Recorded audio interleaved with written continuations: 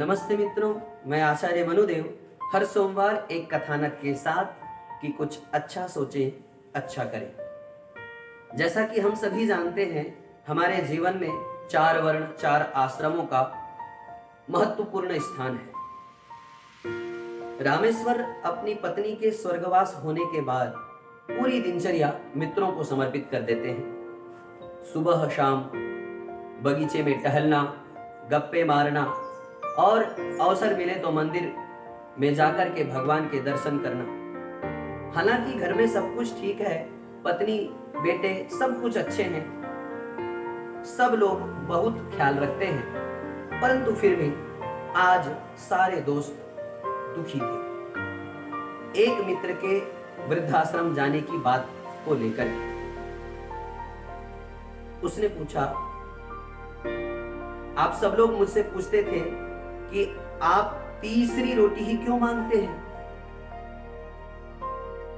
धनेश खड़ा हुआ और कहने लगा, भाई क्या तेरी बहू तुझे मात्र 3 ही रोटी देती है? अरे नहीं यार, मेरी बहू बहुत अच्छी है, मेरा पूरा ख्याल रखती है। असल में रोटी 4 प्रकार की होती है। पहली रोटी माँ की होती है जो स्वाद और ममता से भरी होती है। पेट तो उसमें भर जाता है पर मन कभी नहीं भरता। एक दोस्त ने कहा, 16 आने सच बात है, परंतु यार जब हमारी शादी हो जाती है तो माँ के हाथ की रोटी बड़ी मुश्किल से मिल पाती है। सच है यार, परंतु दूसरी रोटी का क्या महत्व है? दूसरी रोटी कहां से मिलती है?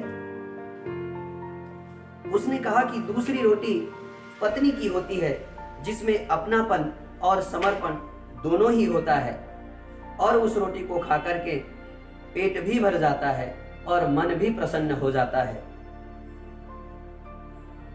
सभी लोग कहने लगे, अरे हाँ, ये बात तो हमने सोची ही नहीं थी जो तुमने आज कही। इसी सन्नाटे में तीसरा दोस्त पूछता है कि भाई ये तीसरी रोटी क्या है?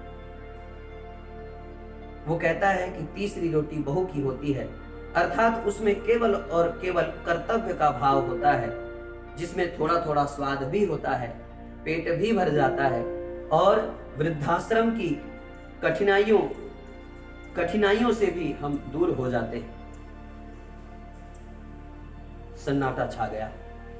लेकिन ये चौथी रोटी क्या होती है? एक दोस्त ने मौन तोड़ते हुए पूछा। उसने कहा, चौथी रोटी नौकरानी की होती है, जिसमें ना ही स्वाद होता है और ना ही पेट और मन भरता है, और स्वाद की तो कोई गारंटी ही नहीं कि कैसा हो। तो सभी ने कहा, क्या करना चाहिए?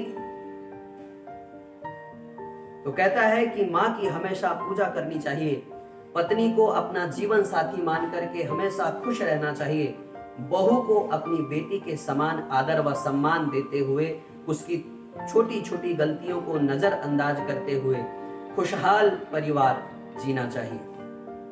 और यदि हालात चौथी रोटी तक आ जाए तो स्वाद की इच्छा कभी नहीं करना चाहिए, ईश्वर को याद करते हुए जीने के लिए खाना चाहिए और अपना बुढ़ापा सुखद बनाना चाहिए। वास्तव में जिंदगी की ये टिप्स हमें स्वस्थ, प्रसन्न चित्त और आनंदित रखने में कारगर सिद्ध हो सकते हैं। कुछ अच्छा सोचें, अच्छा करें, स्वस्थ रहें, मस्त रहें, खुशहाल रहें। ओम।